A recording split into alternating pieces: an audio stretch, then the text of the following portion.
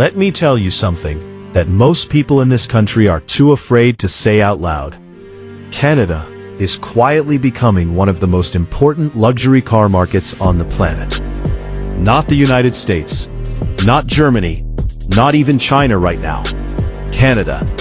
And the brand that is feeling that shift more than anyone else? Rolls-Royce. I've been watching this space for a while now, and what is happening right now in 2026 with Rolls-Royce sales across this country is nothing short of extraordinary. We're talking about a car that costs more than most people's homes, and it is flying off showroom floors from Vancouver to Toronto to Calgary like it's a Toyota Corolla on a long weekend sale. Now I know what you're thinking. Canada? Really? But stick with me, because once I break down the numbers, the culture shift, and the absolutely insane lineup Rolls-Royce is bringing into this market right now, you are going to look at that black Ghost gliding past you on the highway completely differently. This is not just a car story. This is a story about wealth, ambition, identity, and why Canada in 2026 has become the new frontier for the most prestigious automobile brand that has ever existed on this earth, and a genuinely significant and growing population of first and second generation immigrant entrepreneurs who came to this country with nothing and have built empires. These are the people walking into Rolls-Royce dealerships in 2026, and they are not walking in to browse. They are walking in with configuration sheets already filled out. What makes this particularly compelling to me is that Canada's wealth creation story has shifted dramatically. We are no longer just a resource economy. Yes, oil and gas still matter enormously, and Alberta remains a powerhouse of ultra-high net worth individuals. But now you layer on top of that the tech sector in Toronto and Vancouver, the financial services dominance of Bay Street, the explosive growth in private equity and asset management. And you have a concentration of serious money in this country that simply did not exist 20 years ago. Rolls-Royce has noticed. They have invested in their Canadian dealer network, expanded their presence in key cities, and tailored their bespoke program marketing specifically toward the Canadian buyer. That is not something a luxury brand does unless the numbers are telling them to do it. Now let's talk about the cars themselves. Because in 2026, Rolls-Royce is offering arguably the most compelling lineup in the brand's entire history. And as someone who has spent a lot of time around these vehicles, I genuinely believe that statement. The Ghost remains the entry point, if you can call a vehicle starting north of 400,000 Canadian dollars an entry point. And it continues to be the best seller in this market.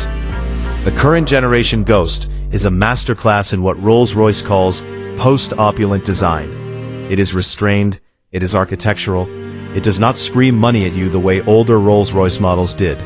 And that subtlety is exactly what resonates with the new generation of Canadian buyers, who have real wealth but no desire to be ostentatious about it. They want the people who know to know. The Ghost delivers that perfectly. Then there is the Cullinan. And I have to be honest with you, the Cullinan is the car that has fundamentally changed Rolls-Royce's position in this country.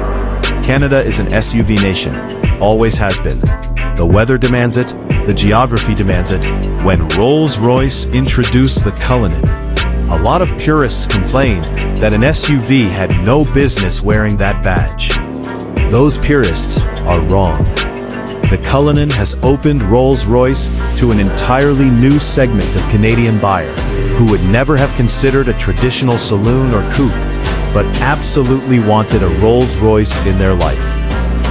The 2026 Cullinan, with the Series II updates, is genuinely sensational. Better proportions, a dramatically improved interior, and a presence on the road that nothing else even comes close to. When I see a Cullinan on the streets of Toronto or Vancouver, it still stops me in my tracks. That is rare for a vehicle that has been on sale for several years now. The Spectre is the wild card in 2026, and it is the one I find the most personally fascinating. Rolls-Royce's first fully electric vehicle. Now Canada has a complex relationship with electric vehicles. Charging infrastructure outside of major urban centers remains a legitimate concern. But here's the thing about the Spectre buyer. They are not using this car for road trips to Banff. They are using it to move between a downtown penthouse and a private members club. They are using it as a statement piece at an industry event.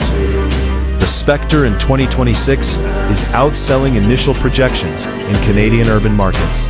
And I think that is because it represents the perfect intersection of two things the new Canadian luxury buyer cares deeply about: sustainability as an identity signal and technology as a status marker. The Spectre delivers both, while still being unmistakably, undeniably a Rolls-Royce. What I find equally fascinating is the bespoke element and how it plays in this market. Rolls-Royce's entire business model is built on personalization, and Canadian buyers have embraced this with extraordinary enthusiasm. The brand's bespoke program allows clients to effectively design their own vehicle from the ground up. Custom paint colors, unique interior materials, personalized embroidery, one-of-a-kind clock faces, starlight headliners with specific constellation patterns. I have spoken to people at Rolls-Royce events in Canada who have spent months working with the bespoke team at Goodwood, and the level of obsession and detail they bring to these configurations is remarkable. For many of these buyers, the bespoke process is as important as the car itself. It is about collaboration with the finest craftspeople in the world to create something that has never existed before and will never exist again. That experience has an almost magnetic appeal to successful Canadians who have spent their careers building things from scratch. There is also a cultural dimension to this story that I think deserves serious attention. Canada's multicultural fabric has evolved into something unique in the luxury goods world. Different communities bring different relationships with luxury and status expression. For many families who have achieved significant wealth in Canada after immigrating with very little, a Rolls-Royce represents something far deeper than transportation. It is tangible, physical proof of what has been achieved. It is something that can be seen and touched and experienced by the people who know exactly what that journey looked like. I have a lot of respect for that. It is not about showing off. It is about marking a moment